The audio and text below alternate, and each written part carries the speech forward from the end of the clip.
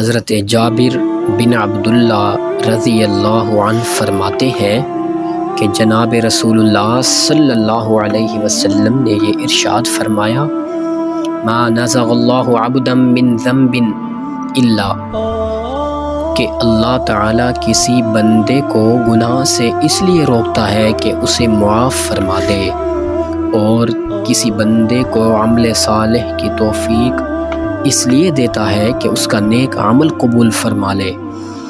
حضرت عبداللہ بن عباس رضی اللہ تعالی عنہ یہ ارشاد فرماتے ہیں کہ جناب رسول اللہ صلی اللہ علیہ وآلہ وسلم نے فرمایا، التائبون اذا خرجوا من قبورہم، توبہ کرنے والے جب اپنی قبروں سے نکلیں گے ان کے سامنے سے کستوری کی خوشبو پھوٹے گی، اور یہ جنت کے دسترخوان پر آ کر اس سے تناول کریں گے اور عرش کے سائے میں رہیں گے، جبکہ بہت سارے لوگ حساب و کتاب کی سختی میں ہوں گے۔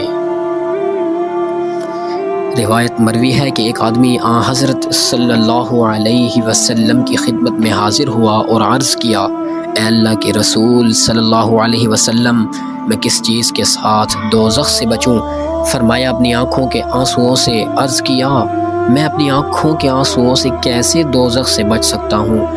فرمایا، اللہ کے خوف سے ان کے آنسوؤں کو لگاتار بہا، کیونکہ وہ ذات اس آنکھ کو عذاب نہیں دیتی جو اس کے خوف سے روئی ہوگی۔